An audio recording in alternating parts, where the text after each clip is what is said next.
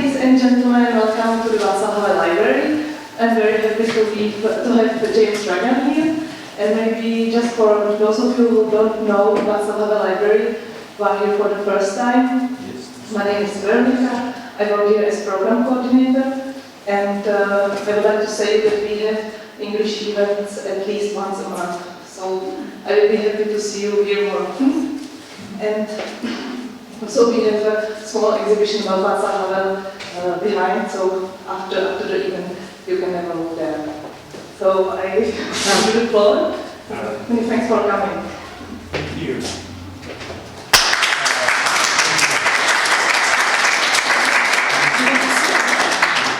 Oh, I understand. That's Okay, so. Thank you very much. First of all, it truly is an honor to be invited to the Vaclav Havel Library for anyone to be able to come here and speak and to read as I will poetry, talk a little bit about a relationship that I had with Vaclav Havel. And that's a photo actually that was taken of us together. And actually there's a little bit of surprise, although Veronica knows about the surprise already. And some of you remember that when Vaclav Havel was the president, he came to Los Angeles. He came to Los Angeles to give a special speech at UCLA. He was given a big prize. And from 1966, I used to come here as a young man to my villages in Slovakia. I had Czech grandparents and Slovak parents, and so I was the true Czechoslovak. And so I'd always come here.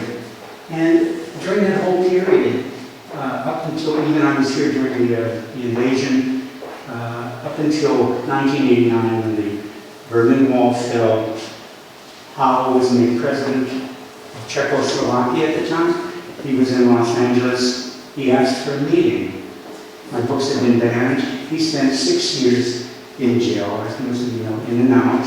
I only spent a short time under house arrest, and yet he and the people who were with him asked to prepare a meeting between the two of us. And when we met, the first thing he did was put his hand out and say, "We are colleagues." I will never forget that in my life. In the documentary you'll see later, it's in there also. It's with that moment that everything changed for me, because then he said, "I'm asking all Czechoslovaks to come back to the country, to come back and donate something to the country, not money, something of you."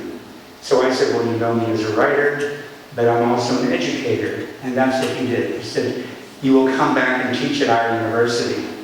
22 years I teach at Charles University. I brought my students here tonight. And I'm donating. I've never gotten paid, although they do take care of my flights now and housing and things like that. But the idea was to do something for the country like so many have done. So many of you right here have done. It was an honor to come back and teach the Czech students at Charles University, and then later I began to bring my American students over as well. But during that period that I was here, he became then he said to me, "I will never preside over a split country." He was against the split of Slovakia from the Czech Republic. He was very clear about that with me. And it did happen.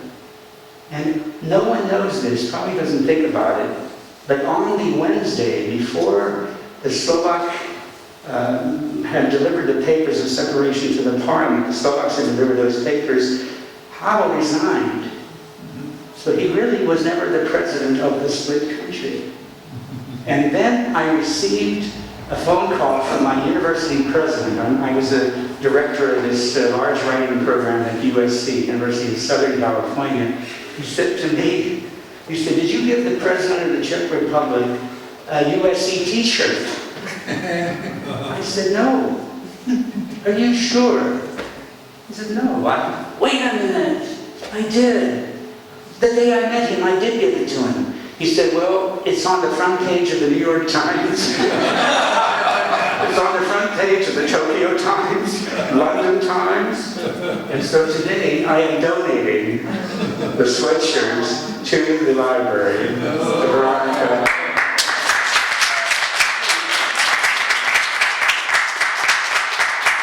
The reason that is significant, as you can see right here, this is the photo that was taken, and it was in every window across Prague. Oh my God! Okay, you are really good. All right. In any case, what he did was he took off his coat and tie, I suppose, and put on the T-shirt to walk out of the castle, and then that was the photograph, his first picture as he walked out of the castle after resigning his presidency.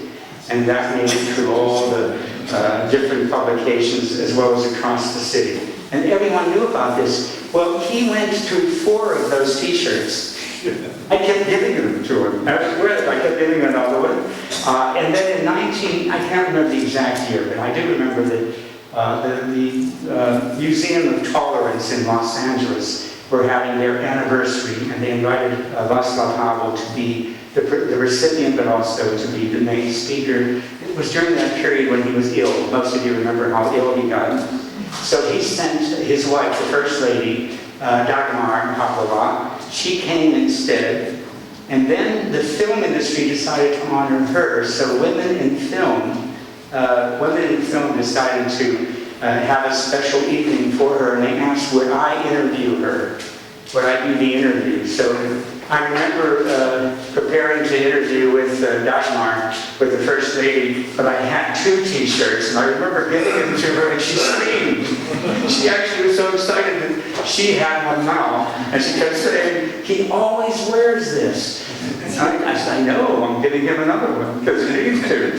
So anyway, it's my honor to even be able to get that as one of the many. All I remember is that what a generous person he was to me every time we met. I mean, I remember taking my students up Neruda. We were going up Neruda Street, and on that one corner, you know, the little restaurant, pub, or bar is, he was sitting there with one of his people from the, from his office, having a drink with his guards, and he saw me coming with the whole class, and he went, you can imagine when I walk over with the whole class and I introduce and say, this is the President of the Czech Republic. Having a drink, inviting you over. They were thrilled. I mean, this is the kind of person he was. We were Carlo Vivaldi, no matter where we were. He was stopping me, asking me, are you getting any writing done? When will your plays be shown here? He was always concerned that I would get my plays done, that I would have my books published. My publisher's right there. He's published my book into Czech from English. So these are the things that I just always owed him. Was a new identity. The fact that I could come back to what was my native country. You have to imagine, I did it was so nice yesterday, Veronica, that they invited me on Czech TV. David Borek was the anchor. He introduced me, and I was able to tell him how, when I was younger, I just remember this beautiful country in the middle of Central Europe, Czechoslovakia, and how proud I was of being a Czech and Slovak, and that all these books that were coming into our house were from this country. I was reading even Rilke, who was born here, and then I was reading, listening to music from Smetana, Dvorak, I was listening to, reading all the wonderful books that were coming, not just from Kafka, but up to Kundera, and also Klima, and Klima and I were published by the same publisher, Girl Atlantic. And I remember just as a young man, how steep it was, how steeply involved I was involved with it. It was that I was involved in this country and everything about it. So for 22 years, I continued to come back. For 3 months, I built my family back since they were 2 years old. They've been all coming. But I can tell also the small moments that were so memorable to me. He had done he was presiding over the International Pen Congress. Most of you remember that, in 1994. So he invited delegations, everyone from Marquez, all the greatest authors from across the world came here for the International Pen Congress. Arthur Miller, I was part of a delegation. Arthur Miller, Edward Albee, they all came. Even Pinter came from London. They all came to honor him. And so he included me. It's just how large he was. He included me, and I, of course, didn't feel part of that group. But the fact that he wanted me sitting there as a playwright and poet among them meant quite a bit to me. But I must tell you, this is really tales out of school. we were sitting at Rados, I think it was, jazz, and he took them all there. And Arthur Miller was right next to him. I was next to Miller. And Miller turns to me. Remember how he smoked so much? How Vaclav smoked so much? He turns to me, he says, could you tell the president that I must leave? I'm not feeling so well. Okay. So I get up and I tell President Havel, you know, Arthur Miller would like me to take him and get a cab because he wasn't feeling so well. We got outside, he says, I'm not really sick, Jim. But he keeps blowing his cigarette smoke in the I was getting sick. I couldn't take it anymore. So he didn't want to offend the president. So he had me tell me he's going over, he's not feeling so well. And then there were just other moments. I do know that when the split occurred, and he was now then elected the president of the Czech Republic, I still remember how the country had a referendum. I think it was either a radio, somebody was doing it, trying to find the most important personages of Czechoslovakia, mostly major names. And to no one's surprise, this is how much he was loved, to no one's surprise, Charles IV came in number one in the international voting, came in number one. Tomáš Masaryk came in second, and Václav Havel came in third, among all the possibilities. And I remember having a reading that I was doing, and him showing up in the back room. He showed up in the back room to listen to the reading, and he went like that to me. Like, don't announce him. I thought that was classy. So I didn't say a word. He stayed a little bit, and he left. I went, oh my God, that was beautiful. At one moment. Of course, I did another reading in Ivan Havel's apartment when Lauren Bacall, you know, the actress, walked in, and no one heard another poem I read. No one even heard me after that. They all watched her go to the back. She was somebody I knew, but he had that dignity about him. Don't say a word. So to be at this library celebrating him means a lot to me. And I'll probably talk a few more things as I read some poetry. I'd like to dedicate, a few poetry, but I'd like to thank, for example, Veronica, first of all. Veronica for setting this up, all the emails, everything she was doing. To Marta, who runs this whole beautiful, if you had a chance to go upstairs, you must, to go up and see the real exhibition in the rest of the library. And I titled this A View from the World, A View of the World from Vaclav Havel's balcony, because for those many, many years, I was given the privilege to stay at Rashinovo na Breži in the very apartment that he ran the office, he ran the government from. Remember that for at least a year, and where he lived. I stayed there every summer, so my huge debt goes to Ivan Havel and Dasha. Ivan and Dasha Havel, who continually make sure that they have that apartment for me so that I can come here and write. I have produced 5 books from that balcony. I have done 2 plays at that balcony, and these plays have been produced in New York, off-Broadway. They've been done in Moscow twice, in Beijing. I had to go there for a production, Paris, Athens. And then how many films? I mean, I had worked on several films that I had worked on here that just, one that just won major awards called Dom, the House. Another that I had worked on called The Border. And then Clown Wise was just out that I had worked on. And now another one that I've been writing for the last couple of years, which will take place here in Prague. I love this film because I was given the latitude to use whatever location I wanted, so I chose Prague. I said, this is where I want this film to be. And it originally started with George Clooney's company hiring me to write the screenplay. I didn't want to put that on camera as much as to say also that he's no longer involved, but it started that way. We had a big writer's strike, and the writer's strike lasted a long time. And by the time we were done, he had to move on. He had many, many other contracts. So he's really not involved now, but at least the impetus came from that. And the real impetus for me has come with that balcony. I sit out there every day. Do you know that I am the most photographed person in this city? Most photographed person. Every tour bus stops at the corner below. They all get out. They take pictures of the dancing building,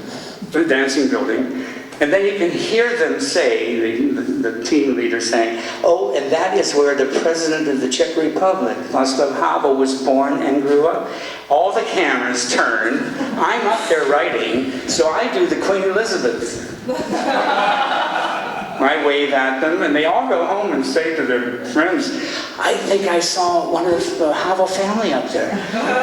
Look, I got photos waving at me." So that balcony has meant the world to me. I watched the world over that beautiful river, the Vltava, all the way up to the castle, and knew that he spent a life watching and looking at the same view, inspired by it, and then ended up the president of the country. And I also realized that all of the historical, all of the political, all of the period of the Russian invasion, the way I was put under house arrest on a train in a bathroom and kept there, and everything that people suffered during that time, that period, I was actually a witness to them, and then beyond. And just knowing in my own family what they had to endure during that period. And then suddenly with that wall coming down, and with what I called in this documentary you'll see later, Václav Havel as the center, a moral center for this country, that basically everything changed that quickly. I still remember the first theater festival he had on Stovetsky Island. Do you remember that? He invited all the best theaters from across the world to come, and he had stages set up, even for children's theater, and made sure that I was there giving introductions to the plays. It was just phenomenal to see the arts come back, to see the poet president. He gave me several of his poems. I could tell you this too. They did a film here called Mission Impossible, Tom Cruise. And I remember Tom Cruise's sister calling me at my home saying, this gives credit to Cruise. I don't give him a lot of credit for a lot of other things, but in this case, I shouldn't say things like that. He's a wonderful actor, but he did a wonderful thing here. He couldn't find an English version of a Havel play, and he was meeting him in 2 days. And he was big enough not to want to meet the president without having read something of it. He wasn't the star, the president was. So his sister said, it's come to our attention that you have poems that Václav Havel had given you. And I said, I do. Could you fax those? That's wonderful. Can you fax them to him immediately? I said, I'd be happy to. So I did. I faxed about 5 poems, but I did something else. I faxed him an essay. It was the speech made by Havel in Germany when he received this huge prize. I think it was titled, in the beginning was the word, I had the essay. I sent that too. I said, make sure you talk about this. Who calls me back but Tom Cruise personally? I want to thank you. As soon as I mentioned the essay, he told me who gave it to you. He knew immediately. And that's, again, those perimeter events I had, and the run-ins we had, and even drinks that I was able to sit down and have with him. I wrote a poem that celebrated his passing, and then I also had sent it to Dagmar Havlova, and she sent me the most beautiful letter back for having written this poem when he had died. Actually, Václav had died the day before my birthday. You can correct me, it wasn't December 18th, my birthday was the 19th. I think it was on the 18th or the day after, but it was right at that time. I called Ivan Havel, his brother, to give my condolences, and he said what I knew. He said, well, James, you were with him last summer. We were surprised it could last until this period of December. They never thought, I didn't think. He was very weak. He had made that film. But maybe I'll begin with that poem. It's a poem entitled A Good Sky. It's titled A Good Sky, and I have since used it in other memorials, but originally I had written it in dedication to him. It's just, there's always a good sky. Very celebratory.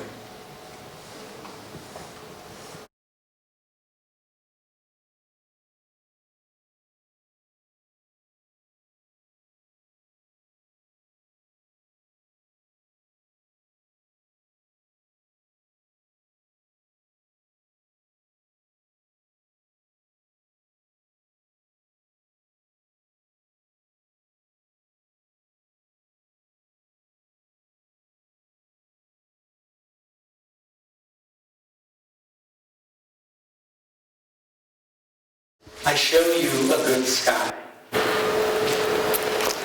It could hold a kite sipping in a breeze. It could, I'm going to begin that again.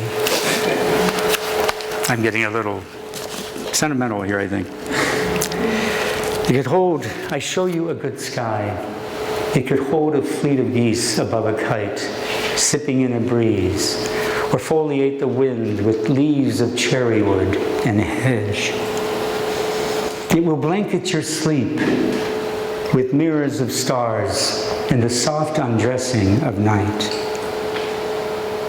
It will love you solely through the Venus dawn, rubbing your eyes awake the moment before the sky's light hangs its spars. I show you a good sky. It will rain its reflection on your one troubled eye, the one that blinks each time a hawk rants by. I am no one's romantic.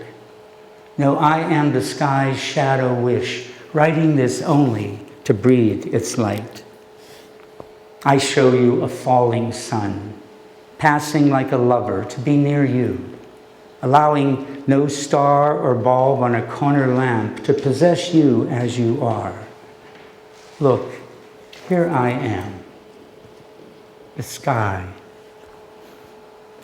I am the sky's moon falling.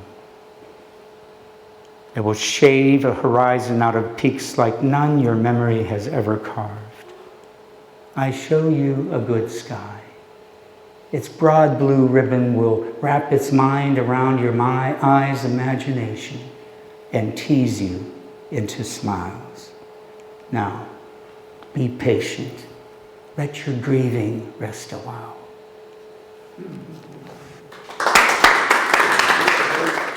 To remind everyone that I'm one of 13 children, and it reminds me of and Slovak is my first language, but it reminds me of the young couple who has 5 children, all of whom have brown hair and brown eyes, but the 6th child has blonde hair and blue eyes, and the husband asks, "Is this truly my child?" And she says, "Of course it is." And 20 years go by. "Tell me the truth, is this 6th child really mine?" "Yes, it is, darling." 50 years goes by. We're celebrating our 50th wedding anniversary. "Tell me the truth, is the 6th child truly mine?" "Yes, it is, trust me." She's now on her deathbed. He comes one last time. "You're about to meet your maker. Tell me the truth, is the 6th child really mine?" "Yes, of course it is. The other 5 are not." In my family, I was the only one who went into the arts. I was looked on as suspect, not really part of the family. All of my brothers and sisters went into the empirical sciences. They became engineers, architects, and everything. And then you'll hear me, actually, there's another anecdote I love to give, and I'll say it here because it's going to be in the screen, in the documentary. And it has to do with my father loved this. He liked to tell this joke all the time on ourselves. He would always say things like, we are children of consonants and misplaced vowels. That basically Slovaks, Czechs, Hungarians, Russians, Polish, they have many consonants in their names. So he said, the joke was about the Czech immigrant who comes to America and he goes to an optometrist. And the optometrist pulls out the chart and says, "Can you read the 3rd line on the chart?" He says, "Read it, I know him."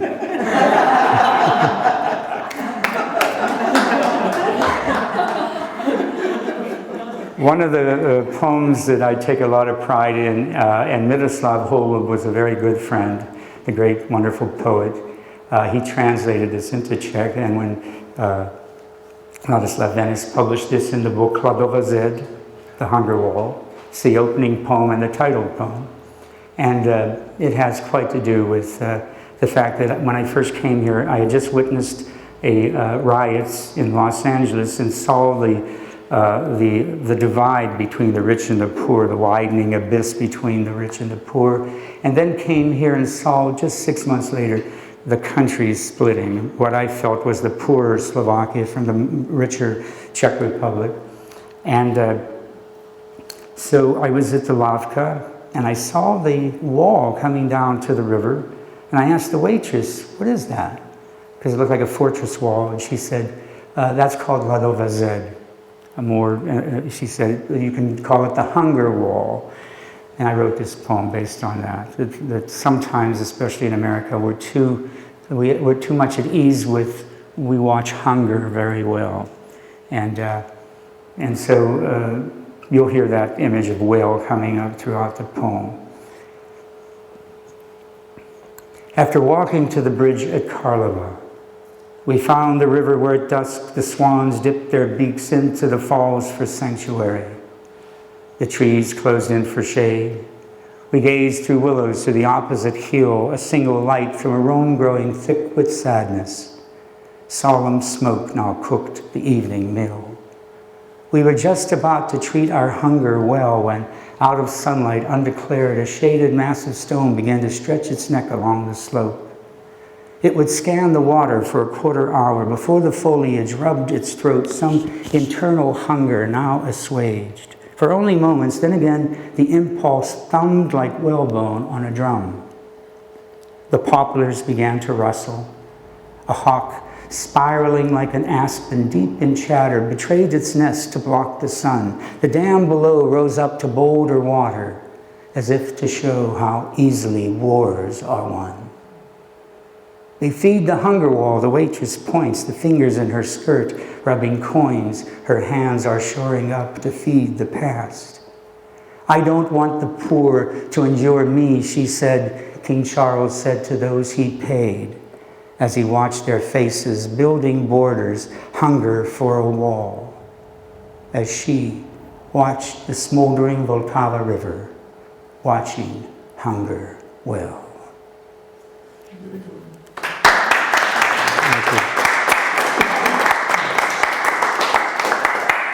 What I should have mentioned too was that Charles IV had felt sorry for the poor, so he had them build this wall just so he could pay them. It was the first public works project in history, truly. My father used to love to take us around trains. We would come from Košice, we'd come from Humana to Košice, down to Bratislava, up to Prague. I still remember those wonderful trips because he would always bring 2 bottles of wine. He didn't care what age we were.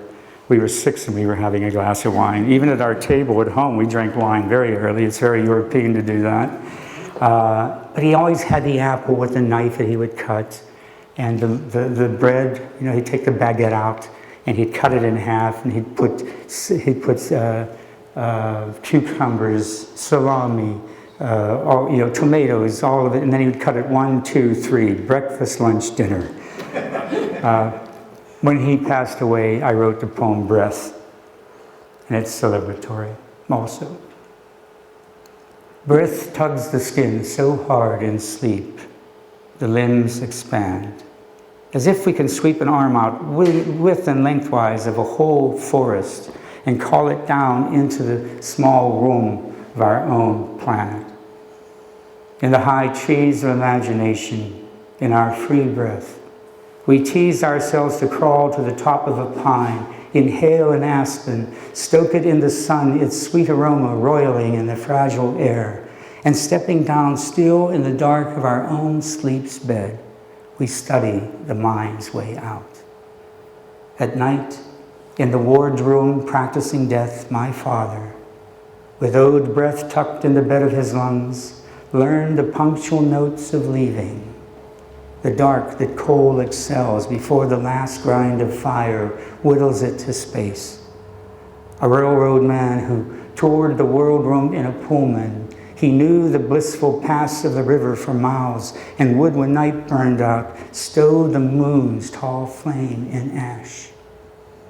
In memory, he owed the dark each splice of rusted rail and sagging boxcar. Breath, as in the sleep of legs, he saved for the mind's departure. Thank you.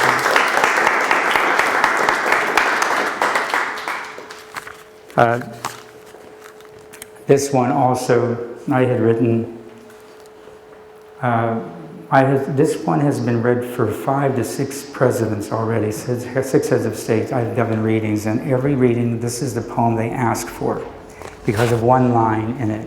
You'll hear the line. And ambassadors also. I had just come back from reading here in Prague. And I remember coming home and seeing my youngest son on the floor jumping knights over horses. The beautiful simplicity of his playing on the carpet. And I got down with him and just kept on playing and doing the castles and everything else that I could. And I remember how complicated my life had become in a sense of all the travels and everything I was doing. And people would say, would you do it all again? And I say, absolutely, I wouldn't change a thing, except I would pay attention to the simple things. So this is entitled, If for Each of Us. If for each of us a rope could swing us long and light across a widening trough of all that fails us in our lives, I would want to land upon the Isle of Echo, lush with repetition, green with being original in birth, and twice the twin a wave might dance along the scurry. I would want a canyon tall for hawks to carry long the deep tattoo of voices on the air. I would want an ear to hear what words to read again to memory, what verse to carol, thoughts to root. Before the sparrow's flight takes us down to truth. I would want to hear a vowel repeat in consonance with alliteration's frothy throat. And should the landing fail its footing, I would want to know what inspiration in shorter flight one syllable might repeat. As in the swash, the flat stone makes to skip across the light in water. Or the voice the wind gives to birch and linden. I would want the distance to all understanding to narrow just enough to fail at failure. I would want a melody of chances to learn to love again what first I dreamed, free as wonder, soft as touch, and of all things simple, to care again for them as much.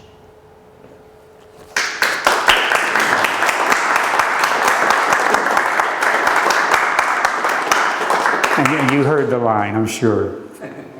All understanding to narrow just enough to fail at failure. Coming back from a reading we were doing in Moscow, I was telling the class about this before we came here. That's why I was a little delayed. We had been flying for 14 hours. We landed at LAX. And I remember as we were waiting for our luggage, a book of poetry came down onto the conveyor belt. A lone book of poetry by Rilke, who was born here in Prague. Rilke's book of poetry came down. It must have escaped from someone's backpack, but you can watch all the people looking at their luggage, and then there was the book. And then back to the luggage, and there was the book. And it was round like this, and they kept looking to see the book. And then I realized, in writing this poem, that I loved the fact that this was the first time for most of these people where they were actually forced to acknowledge literature. So this is entitled Rilke on the Conveyor Belt at LAX. A rick of pages, it falls hardly noticed into motion, And down the track unspined it cycles time between a rucksack and laundry. A book no thicker than a wallet or a comb. It is the unworthy carry-on, newly bought, colliding with a carpetbag or a steamer on the unlikely navigation into being where it's not. Each passenger has watched it circle more than once, a bold intrusion into the archipelago of things familiar. There's no fixed point of concentration, no laughter, no elation when the eyes dissect the slow descent of baggage into orbit. As if in taking up an arm strap, each handler slews a body to the spars of his shoulder. Had Rilke himself fallen, unbound, lying in united state, he would have passed unnoticed by the baggage check or porter who fell to think it odd or such a pity to tag him at the lost and found. How many miles had his words trespassed? How many cities alive, unread among so many ports of authority? A gold leaf of art, so grand in the pall of memory, it gives the mind encouragement to survive. Unless, unsung like a soldier's duffel duty bound, fear spreads its tarp along the spine of language. Creation can end this way, abrupt and final, like travel to the ends of the world with no intent or vision, but destination.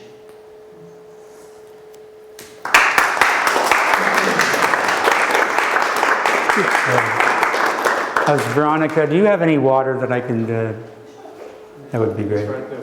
It's right behind me. Thank you very much. That was quick again. She's good.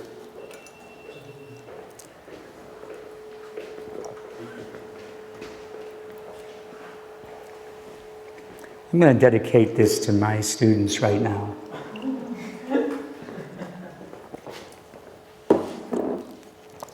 You'll enjoy this because one of the things that I've told students is that Somerset Maugham once said, the mediocre artist is at his or her best. The mediocre artist is always at his or her best. They play it safe, so they're always at their best.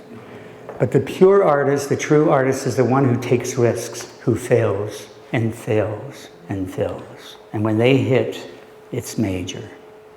So rejection is a big part of this. There are many times when you'll be rejected. So I must read what I received, if I can find this quickly enough. This is dedicated to my students. When you hear this rejection I received, it'll make you feel better.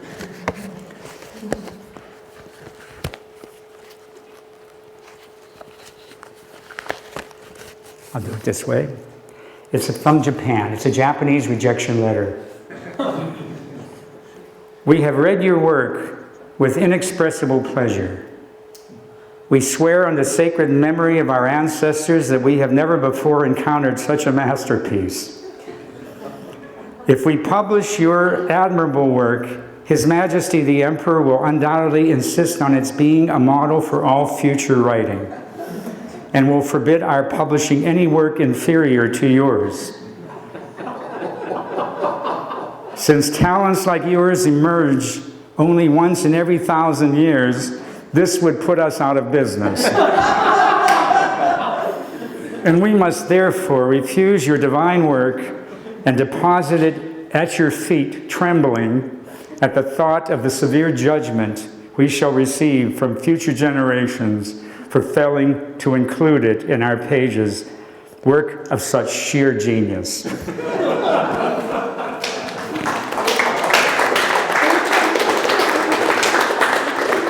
You hope to get rejected like that. The letter was worth it all.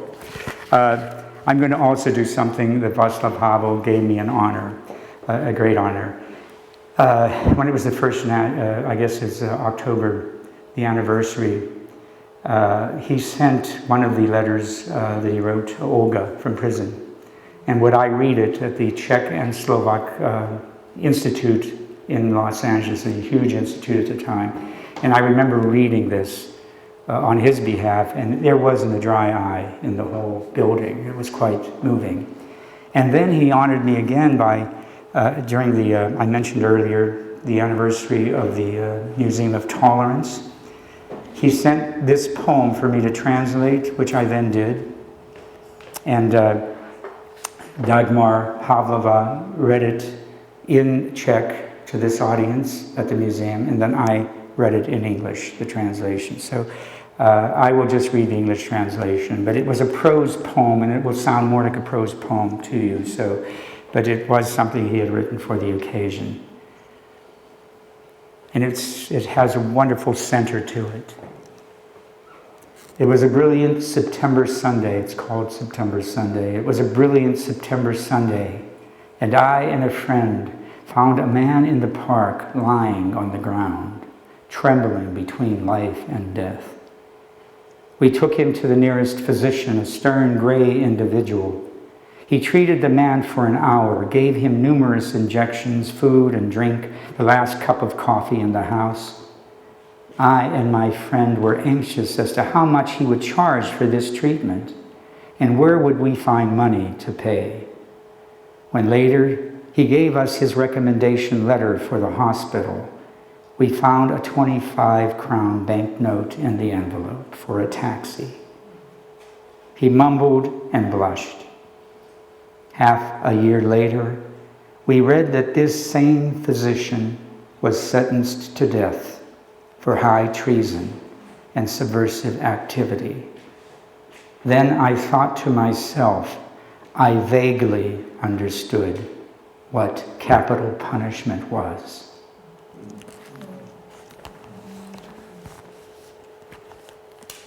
And that is still at the museum.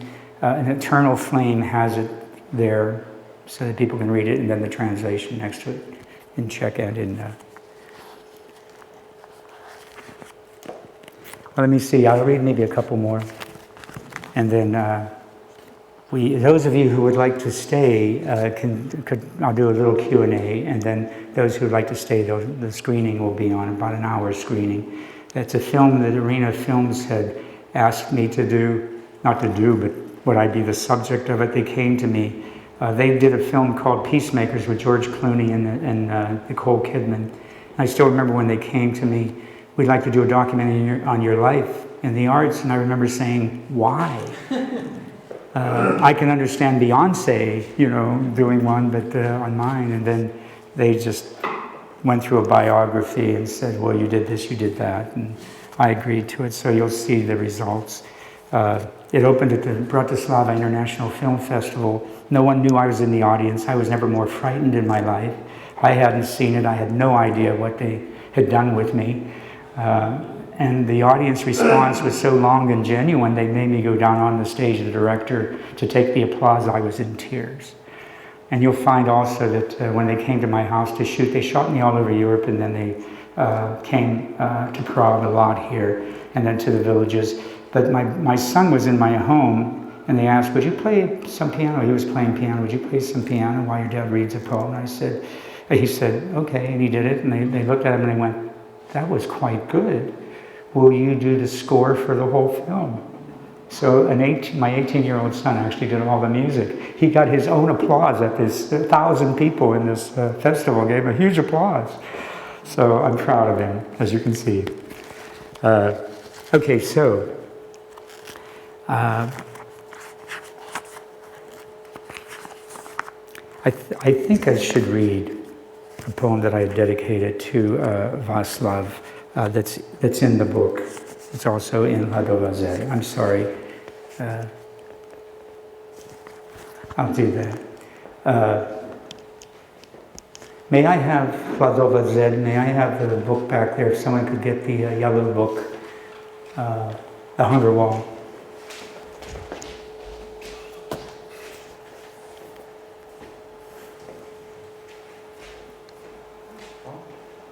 That's it. Thank you. Thank you. This is a poem that I had dedicated to him when he became the president.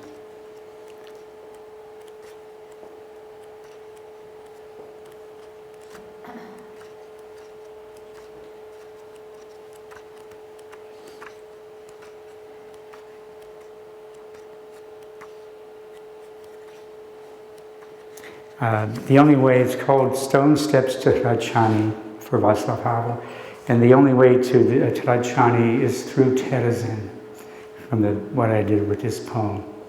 That you must take all of the history of this country, from the Lidice to Terezin and to the rest, to know how important this country is in the world and how important this particular president was. So I begin with 3 parts. One is the Charles Bridge, then St. Vitus, and then finally Terezin.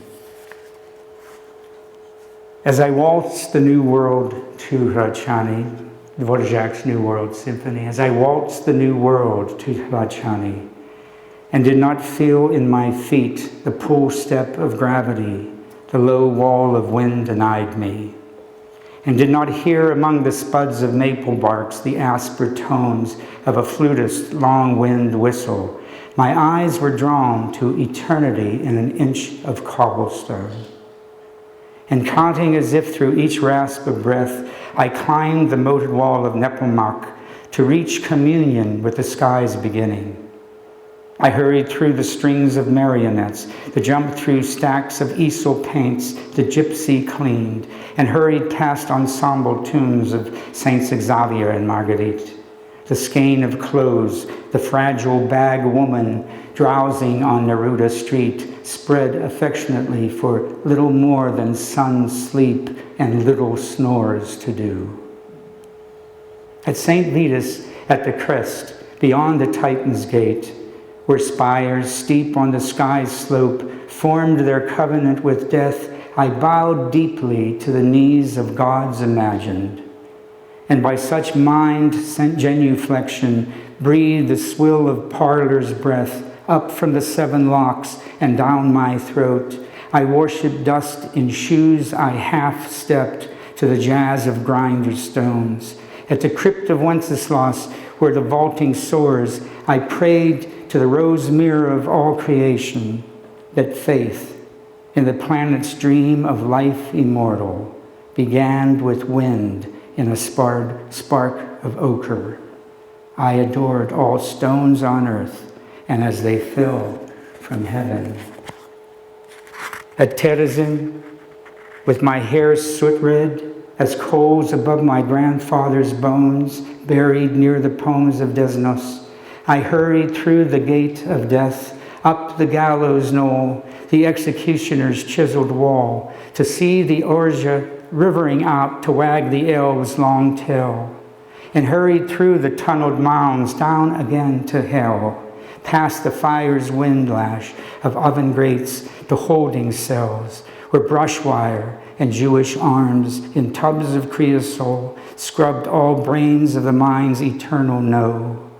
In their bones, the earth's push step, the Aryan angel denied, moved me to doubt in a changing world that all things, including stone, began from one single godly loss of breath. On the slab at Terezin, in the Lord's house, I climbed to bed, cold as heaven, and played dead.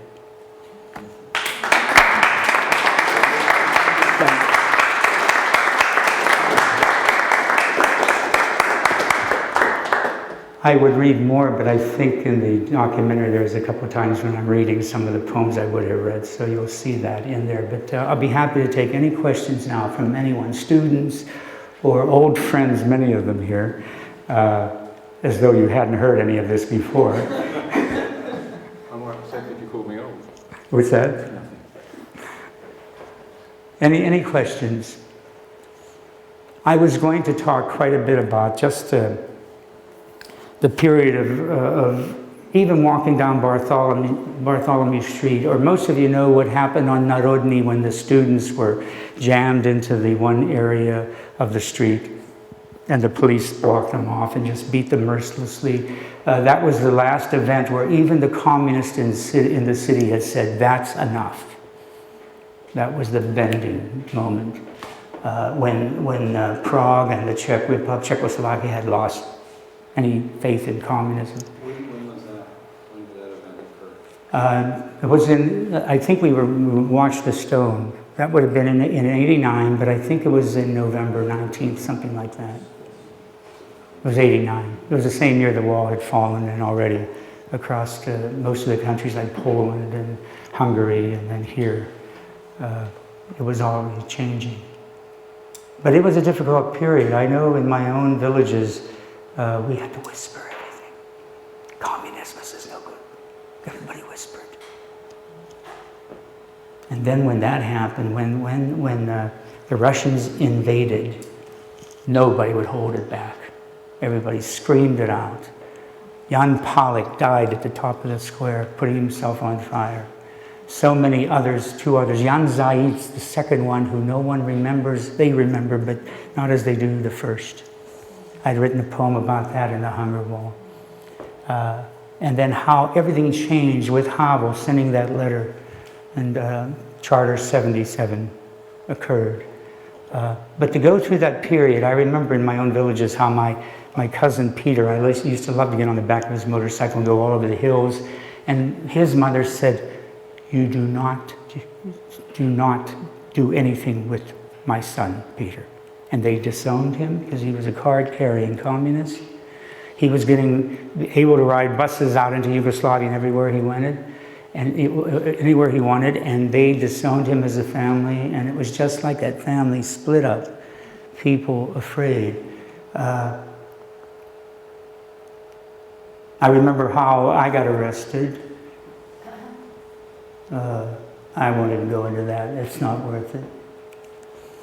Just so you know, I just remember a very important moment where someone had put my book on the library shelf in Humene, and the librarian called me up, called me to come in, and wanted to know, what is your book doing here? Because it was banned. It was a book that I had written about Palach, Alexander Dubček, about the invasion, many poems against the regime. And I said, I don't know. And I was being honest, I had no idea why it was there. I figured my cousin probably put it there. And she did something that just, I would never have believed. She took scissors out, cut out the poem for Palach, cut out the poem for Dubček, the poem about the Russian invasion, threw them into the trash can, and then said, now it can remain. And I never saw censorship so graphic in my life as I did that moment. Now, in that instance, do you believe that she was doing it to defend your book, or was she being complicit with the... Complicit, without a doubt. Complicit. And through the whole thing, before she had done this, the way she was acting, she was a very attractive, beautiful young girl. And I couldn't imagine her being a communist. You know, I'm looking at her like, why would you need to? Then when she did that, I went, oh my God, she believed this. And but that's how it was in many ways. Getting on a train and suddenly, when the Russians had invaded, and suddenly making you, knowing that I was American, and they already, and then all the times I had to report to police stations, everywhere I went in, well, it's on the film, having to report. I mean, I remember in Slovenia, I had a Fulbright, and the American embassy said, would you take 10 Life magazines and 10 Time magazines and 10 Newsweek magazines in? I was going into Bratislava and into my villages. They built a soft bottom, a fake bottom to my suitcase, and put the 10 of each there. And so I had smuggled in magazines. I was never so frightened in my life. I'm thinking, what am I doing? But I did it. And that morning, I gave a reading in a fire in a basement with a candlelight for the other poets, and that's where I was going before going to my villages, and then delivered all these Time magazines and Newsweeks. And then later, my mother, after I told her I'd done this, she was just shaking her head. And then she said, I swear, she said, they are building 2 churches at night in the villages. That's when they would build them. The authorities, if you were caught, you'd be in prison, but the authorities would turn an eye. Knowing it was being built at night, could you take these clothes for the infant Jesus of Prague in for me? My mother had me smuggle clothes in, and since I knew how to do it now, I put them in a false bottom, and I took these clothes, the infant Jesus of Prague, you have the church right here, by the way, one of the patron saints, And I took these clothes, and to this day they are on the statues in each of these churches that got built. My mother's doing. Her work was in churches in Tokyo. Bishops used to come to her. She could have made clothes for the Queen of England. She was that good. And she made these beautiful clothes for all the churches, Beverly Hills. I remember Montreal, seeing one there. And this is what people, this is the lives they would take. This is what they would do to just keep some of their identity. Mark back there, he knows so much of what he had to go through during a very difficult period. So it's just it's a history that this country should be, I think this country should be proud of how they responded and how they've come out of it all. Some of the best and brightest, yes. So you talk and write a lot about this period in Czech history and the resistance and the price that people paid. Right. But you also talk a little bit today, at least anyway, about a kind of a different system in the United States and a different kind of restriction dealing with, I think we talked about with economics, with rich and poor. Right. We talked about black and white a little bit. So can you talk about a comparison? Yeah, it's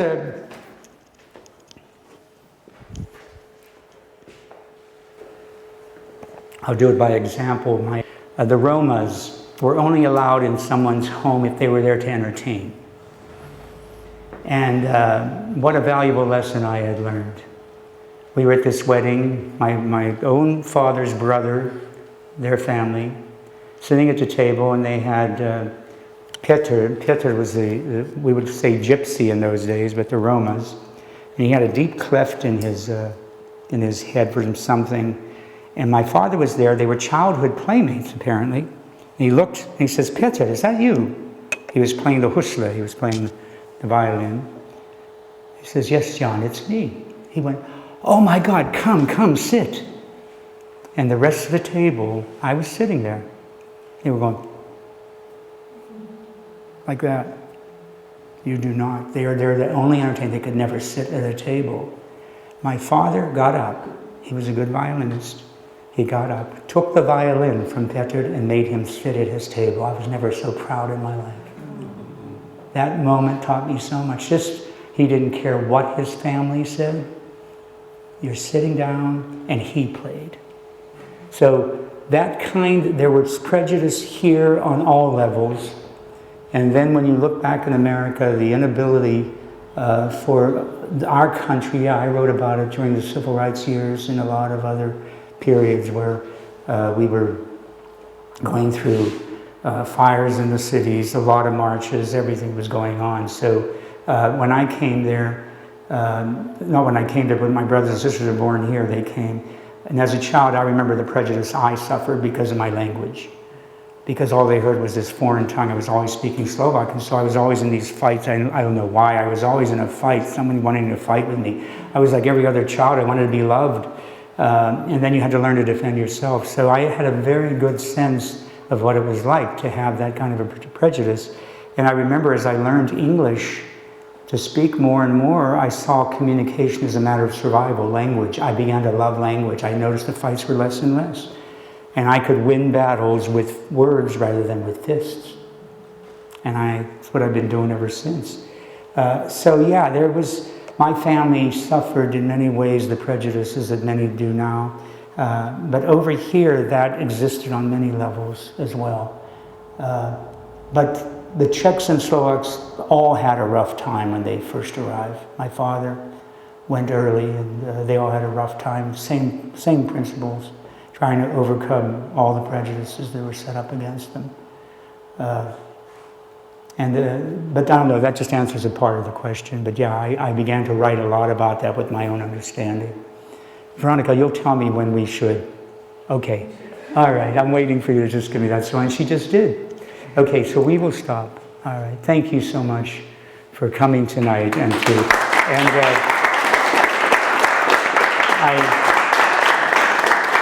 I hope you'll stay for this to watch as much as you can, because I'm still shocked by it all that they wanted to do this. Thank you.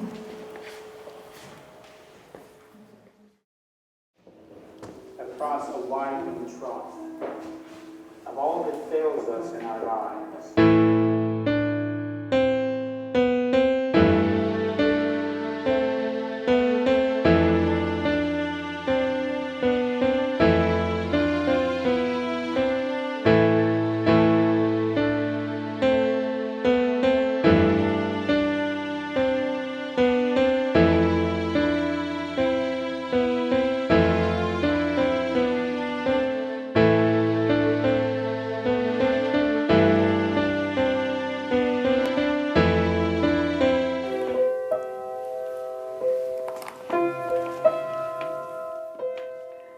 If for each of us a rope could swing us long and light across a widening trough of all that fails us in our lives, I would want to land upon the Isle of Echo, lush with repetition, green with being original in birth, and twice the twin a wave might dance along the scurry. I would want a canyon tall for hawks to carry, long the deep tattoo of voices on the air. I would want an ear to hear what words to read again to memory, what verse to carol, thoughts to root. Before the sparrow's flight the mind has taken comes to rest on truth. I would want to hear a vowel repeat in consonance with alliteration's frothy throat. And should the landing fail its footing, I would want to know what inspiration in shorter flight one syllable might repeat, as in the swash the flat stone makes to skip across the light in water, or the voice the wind gives to birch and linden.